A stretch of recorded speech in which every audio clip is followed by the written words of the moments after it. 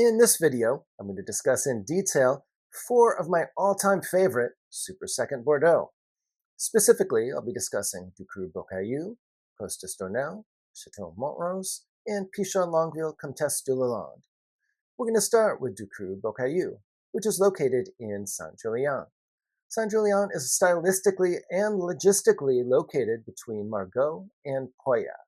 It's the smallest of the major appellations in the Medoc, but an impressive 95% of the vineyards in Saint-Julien are for classified growth Bordeaux producers. Ducru Beaucaillou is one of my favorite producers, not just in Saint-Julien, but on Bordeaux's left bank.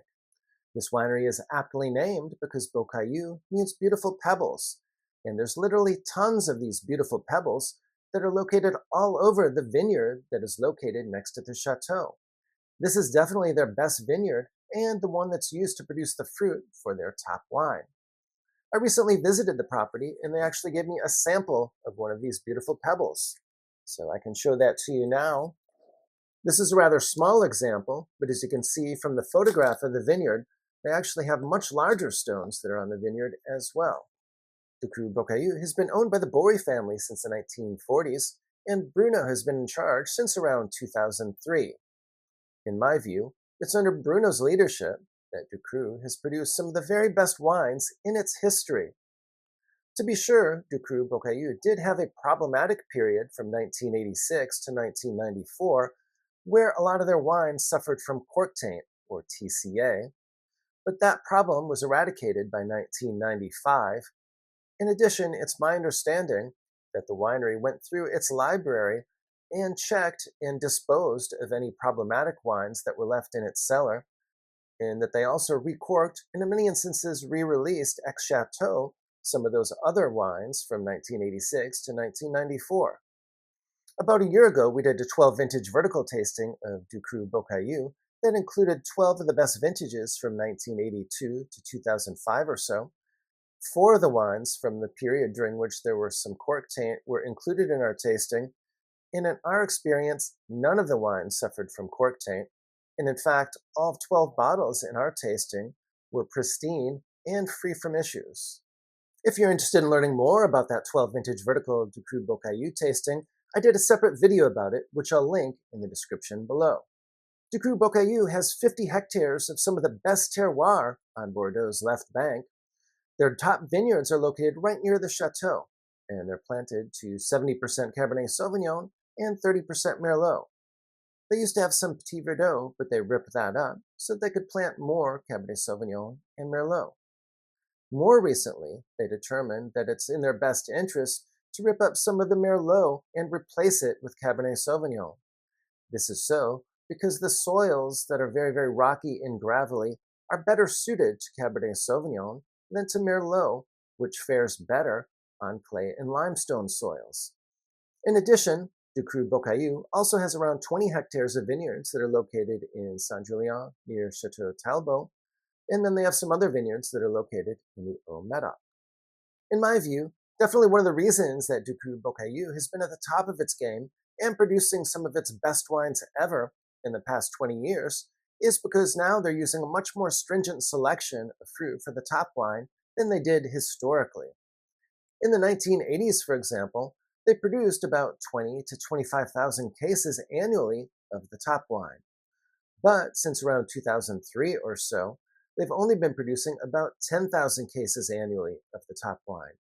The rest of that fruit will go into some of their other wines that I'll discuss momentarily. When I visited Ducru Beaucaillou, I also saw that they had a major construction project underway. Specifically, they're in the process of building a brand new state-of-the-art winery. This is an extremely exciting development as they're going to include a gravity flow system. Among other things, this will allow them to use a little bit more gentle processing techniques when they're producing their wine. This should result in wines that are even a little bit more elegant with some more silkier, softer tannins. Ducru Beaucaillou produces 4 different wines, and those are red wines. Of course, the wine for which they're most famous is their top wine, Ducru Beaucaillou. This is wine that's typically a blend that's Cabernet Sauvignon dominant with around 18 to 20% Merlot. For example, the 2022 vintage was 82% Cabernet Sauvignon and 18% Merlot. This wine will typically mature in 75 to 90% new French oak for 18 to 20 months, depending on the vintage. I had the opportunity to taste the 2022 vintage when I visited, and it's definitely a highly acclaimed wine that's going to be well worth including in your cellar if you're a fan of Ducru Beaucaillou. Some of my other favorite vintages include 1982, 1996, 2000, and more recently, I really enjoy 2009 and 10, and then pretty much everything from 2014 through the present. Although during that time period, 2017 and 2021 are not quite as strong as the other vintages in that span. As much as I enjoy the top wine from Ducru Beaucaillou, this next wine is perhaps even more exciting, particularly when you consider that it sells for an extraordinarily reasonable $50 per bottle. This is the La Croix Ducru Beaucaillou. This is a wine that's been produced since 1995. It used to be a second wine, but now it's a second label. This is so because there are specific vineyards that are used to produce this wine that are not included in the top wine. In particular, this is the vineyard that's located near Chateau Talbot in Saint-Julien. So the best fruit from that vineyard is included in La Croix Ducru Beaucaillou. This wine is definitely more approachable in style as well, as it has a fairly high percentage of Merlot in the blend. For example, the 2022 vintage is 2/3 Merlot and 1/3 Cabernet Sauvignon, although there is a splash of Petit Verdot as well. This is a wine that matures for around a year in 2/3 new French oak. This is a powerful wine that's already enjoyable now due to its balance and fine-grained tannins, but it's certainly one that will improve with a few more years of bottle age and which will cruise in your cellar for up to 12 to 15 years. The label for La Croix Ducru Beaucaillou was prepared by Jade Jagger, who is Mick Jagger's daughter and a British jewelry designer. Apparently, Bruno Bori got the idea for this project because he was very excited about the possibility of having Mick Jagger perform at the chateau, and he was hoping that this would be an inducement. Unfortunately, that hasn't happened yet, but the label certainly turned out well. Ducru Beaucaillou also has a third wine. Since 2019, this wine has been called Le Petit Ducru. Previously, it was named Lalande Bory. The fruit for this wine currently comes from the Saint-Julien vineyards, and it's the fruit that does not go into either the top wine or the La Croix Ducru Beaucaillou. So, for example, it would include fruit from some of the younger vines from both of the vineyards, as well as some of the Merlot that's not used for the top wine from the vineyard that's located close to the chateau. This wine is made in a more easy drinking style, and it's a great wine for you to order at restaurants, for example. This is definitely the most approachable of the three. As such, it includes a high percentage of Merlot. In 2022, for example, the blend consists of 75% Merlot, 20% Cabernet Sauvignon, and 5% Petit Verdot. This wine is also extremely affordable, as it sells for around $35 per bottle in the United States. While I was at the estate, I also tried a fourth wine from Ducru Beaucaillou, namely Madame de Beaucaillou. This is a wine that sells for only around $20 in the United States. The fruit for this wine is sourced from the vineyards that are located in the Haut-Médoc. The 2022 vintage consists of 66% Merlot, 23% Cabernet Sauvignon, and around 11% Petit Verdot. This is definitely an enjoyable, easy drinker. No need to age this one at all. This one is ready to go now. Saint-Estèphe is the farthest north of the major appellations in the Médoc. It's located past Pauillac. It's the coolest of the major appellations, and it's generally the last to harvest. There tends to be a higher percentage of clay in the soils, and so there's a larger amount of Merlot planted in Saint-Estèphe than in appellations such as Pauillac. It's worth keeping in mind that clay soils tend to retain water a little bit better than gravelly soils, and so the wine producers in Saint-Estèphe typically fare well in very warm vintages, and so you can have some extremely strong wines in vintages like 2003 and 2009. Saint-Estèphe has two producers that are classified as second gross in the 1855 classification of Bordeaux, Costas-Dornel and Montrose. Each of them are widely considered to be super seconds, and I'll discuss each of them in turn. Costa-Stornel is a historic estate that was founded by Louis Gaspard de Stornel back in 1811. Louis Gaspard was known as the Maharaja of Saint-Estèphe because he traveled the world to sell his wines, and he had a particular fascination with India. This fascination with India served as the inspiration for the architecture of the chateau, the landscaping of the gardens, as well as the interior decorating for the chateau.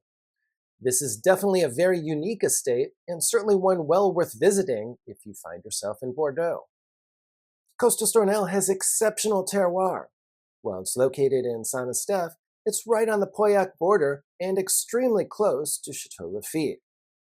Cos means hill of pebbles, and Costa-Stornel is aptly named because the vineyard that's located right on the chateau is very much on a rocky hill.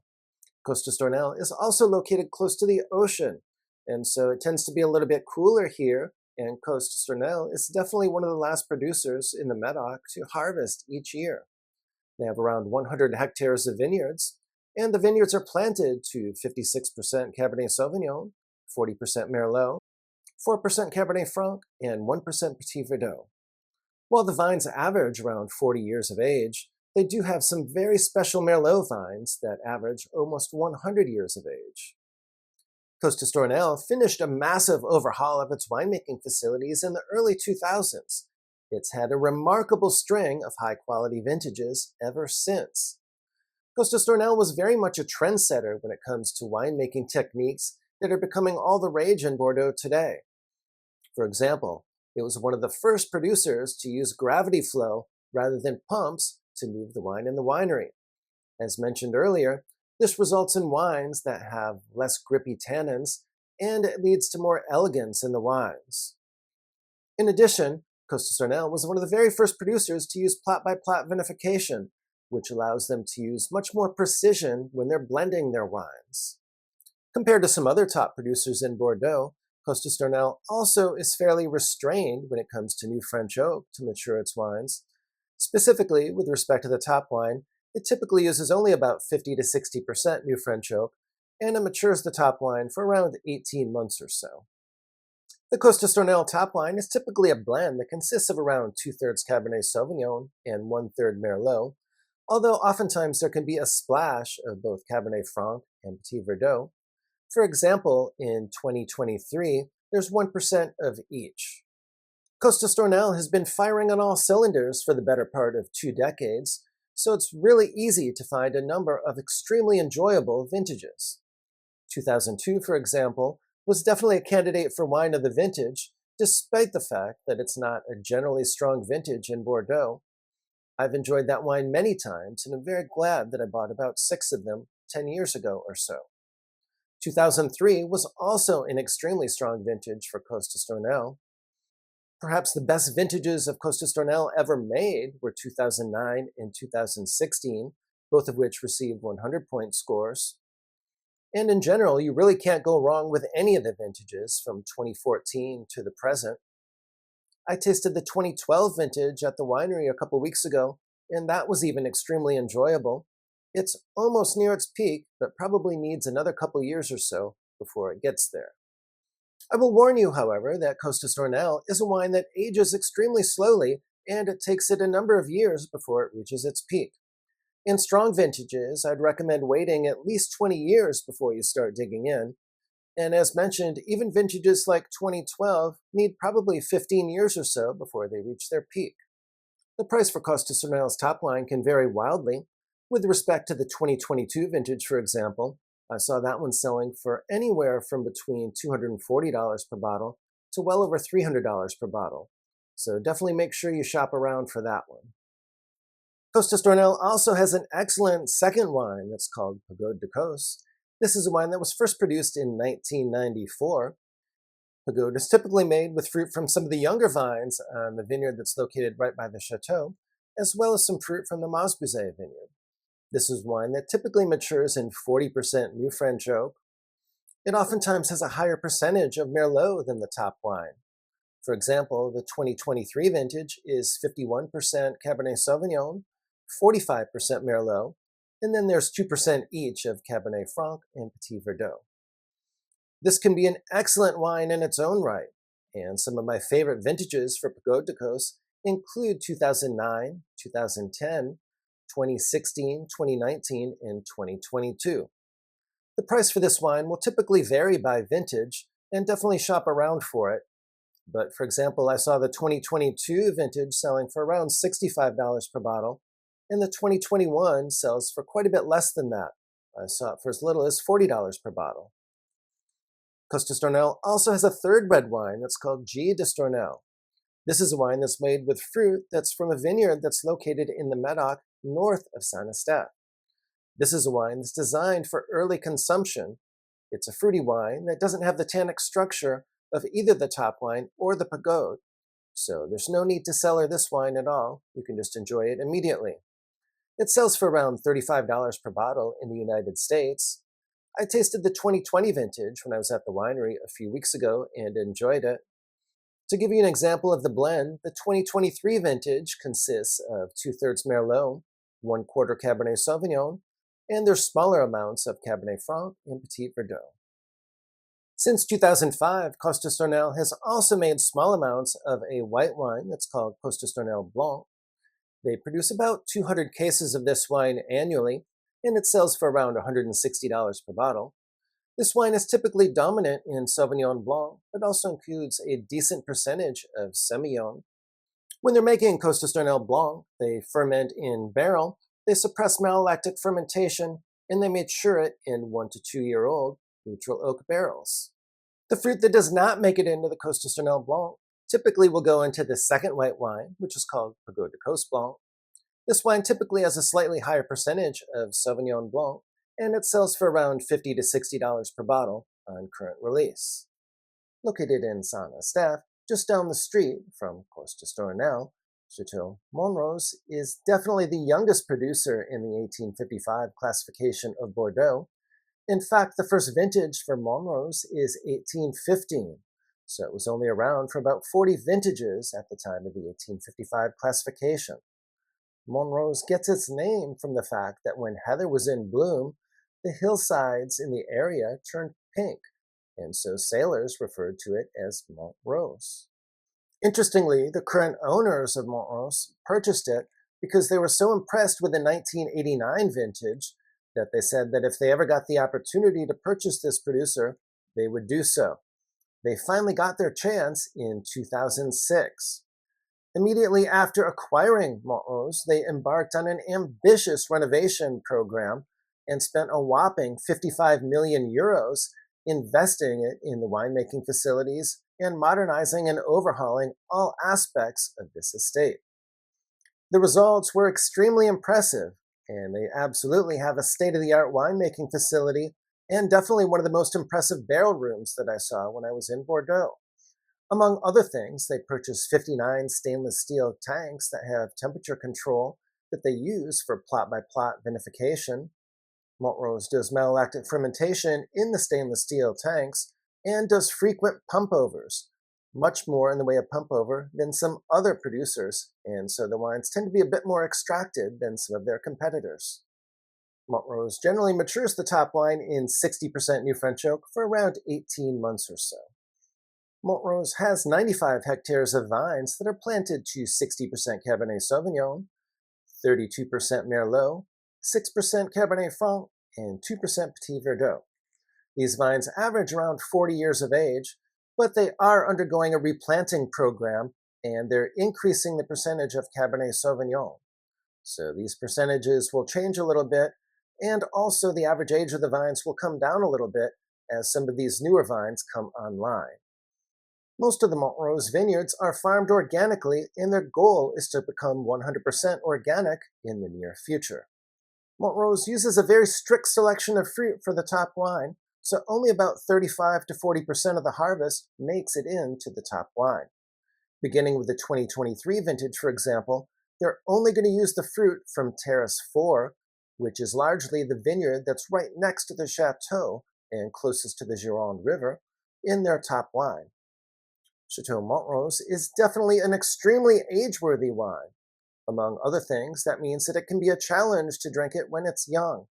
For example, when I visited the winery, I tasted the 2017 vintage. While this vintage is certainly very promising and a high quality wine, it's definitely one that's going to need another decade or so of aging before it shows its best. But on the bright side, this extreme age-worthiness also means that if you can find back vintages of Montrose with good provenance, you may want to take a flyer on them, and there's a good chance that they'll still be very enjoyable. Some of my favorite vintages of Montrose include 1989, 1990, 1996, 2000, 2003, and 2009 and 10. And certainly after the renovations to the winery were completed, the vintages from 2014 to the present are all quite strong. And in fact, during that era, the Montrose wines are almost at the same quality level as Costas d'Ornel. If you're wondering about a comparison between Montrose and Costas d'Ornel, I tend to find Costas d'Ornel to be a little bit more ripe and also to include some flavors and aromas of exotic spices, whereas Montrose can be a little bit more powerful, dense, and structured. Montrose also has a second wine that's called Madame de Montrose. They'll typically use about 40 to 45% of the harvest for this second wine. Oftentimes, they will mature this wine in 30% new French oak for about 12 months before it's bottled. This wine often consists of around 70% Merlot and 25% Cabernet Sauvignon, and they also include some Petit Verdot and Cabernet Franc. In 2022, this wine was extremely highly acclaimed, yet sells for only around $45 per bottle. So it's definitely a very compelling value.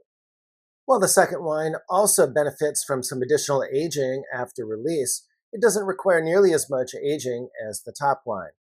The 2017 I enjoyed at the winery was definitely quite enjoyable, even though there's still no rush to drink that one.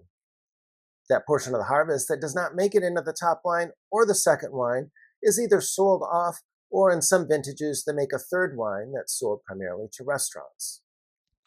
If you're interested in wine recommendations, wine collecting strategies, and learning more about wine, please do subscribe to my channel. I've been collecting wine for more than 15 years and also have a level 4 diploma from the WSET. So I have both formal certification as well as substantial practical knowledge from the School of Hard Knocks. Next up is Pichon Longueville Comtesse de Lalande, which I'll refer to as Pichon Comtesse for short. I previously did a comprehensive video on Pichon Comtesse that included its joint history with Pichon Baronne. That video will be linked in the description below. So in this video, I'm going to focus on Pichon Comtesse's more recent history, as well as what I learned during my recent visit to the winery. Pichon Comtesse is located in a prestigious area of Pauillac. The chateau is located extremely close to Chateau Latour. In fact, when I was doing my tasting at Pichon Comtesse, the view was of the Latour Tower and the Latour Vineyards. Most of Pichon Comtesse's vineyards, however, are across the street next to Pichon Baronne. Pichon Comtesse was acquired by famous champagne house Louis Roederer in 2006. This was a very fortuitous development for Pichon Comtesse, as Louis Roederer has spared no expense in improving both the winery and the vineyards. In the winery, for example, they did a complete overhaul of the facility. Among other things, they implemented an extremely impressive 3-tier gravity flow system. This allows for much more gentle winemaking and reduced oxygen exposure, and it helps to emphasize the purity of the fruit. Since the acquisition by Louis Roederer, they also acquired optical sorting equipment, which helps to ensure that only the very best fruit makes it into the top wine. With respect to the oak regimen, they typically mature at least the top wine in 50% new French oak for around 18 months or so. While Cabernet Sauvignon is king in Pauillac, historically Pichon Comtesse had a very large Merlot percentage. So following the acquisition by Louis Roederer, they actually had a soil expert come out and analyze the soils to determine the most appropriate grape varietal for each different plot in the vineyards. That expert ultimately concluded that many of the plots that were planted to Merlot would be better suited to Cabernet Sauvignon. And so Pichon Comtesse, beginning in 2012, embarked on an ambitious replanting program whereby they're replanting 3 to 5 hectares of vines per year. This program won't be completed until 2035. The ultimate goal is to have around 65% Cabernet Sauvignon, 25% Merlot, 7% Cabernet Franc, and 3% Petit Verdot. Pichon Comtesse was recently certified both organic and biodynamic. Among other things, this means that they use ground cover between the rows of their vines. They use sheep to help control that ground cover. They take cow horns filled with manure and bury them for 6 to 8 months or so, and then they dig them up and use that to create mixtures that they spray in the vineyard. They also use natural solutions like copper and sulfur to treat mildew, which was a big problem in 2024, which was a very, very wet vintage in Bordeaux. One of the reasons that Pichon Comtesse is so popular, and certainly one of the reasons that I've always enjoyed it so much, is because it's a wine of elegance and finesse. It has silky, velvety tannins, and it's definitely much more approachable than many wines from Pauillac and certainly from Bordeaux's left bank generally. Historically, this style was achieved through the liberal use of Merlot in the blend, which tends to be a bit softer and less tannic than Cabernet Sauvignon. More recently, however, they've determined that the best blend for Pichon Comtesse consists of around 75% Cabernet Sauvignon, which is a massive increase from what they used in the blend even just 15 or 20 years ago. So the trick for the new winemaking team has been to try to figure out how they can achieve that historic style with a much higher percentage of Cabernet Sauvignon in the blend. I was able to meet with a member of the winemaking team during my visit, and that was definitely one of the areas about which I asked the most questions. The responses were very interesting, and in fact, there were numerous responses, because there's not just one technique that they use to try to maintain this historic style. Rather, there's a number of different things that they have to do to try to accomplish this objective, both in the vineyard and in the winery. In the vineyard, for example, one technique that they're using is to let the canopy grow a little bit longer on the side of the vine that's closest to the sun. This helps to shade the grapes and prevent them from getting too ripe. They're also changing the exposure of the vines on the newly planted sites so that they don't get as much direct sun exposure during the hottest portion of the day. In the winery, they're using cooler fermentation temperatures. Previously, I also mentioned the use of gravity flow winemaking, which is another technique that helps them to achieve a more elegant style. And while they use pump overs, they're definitely using fewer pump overs than they have historically. Of course, pumping over is one of the more gentle extraction techniques, but one way that they've made this technique even more gentle is by thinning the layer of the cap and actually removing some of the most abrasive material. This has worked incredibly well on some of the more recent vintages and has even resulted in them being able to use a much higher percentage of press wine than they did historically. Of course, during the blending process, they also need to be very careful that they keep their desired style in mind and that they don't use any components that would be too austere or make the wine too tannic and structured. I discussed most of my historic favorite vintages of Pichon Comtesse in my earlier video, so I'm not going to repeat that discussion here. But I will say that from 2015 to the present, I think that Pichon Comtesse has been making some of the absolute best wines in its entire history. And that's definitely saying a lot, as the 1982 Pichon Comtesse, for example, is one of my favorite all-time wines. Pichon Comtesse even made an outstanding wine in the challenging 2021 vintage, and the 2022 Pichon Comtesse may be the best wine that they've ever made.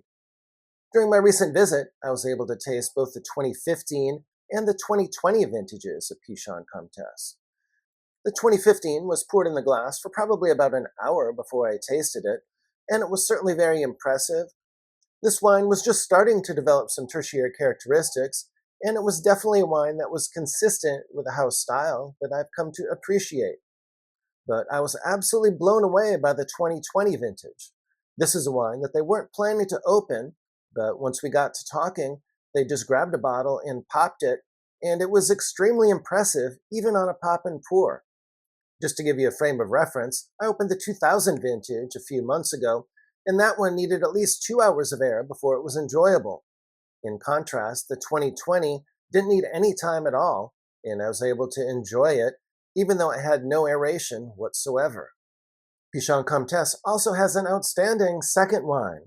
It's currently called Pichon Comtesse Reserve, Previously, it was named Reserve de la Comtesse.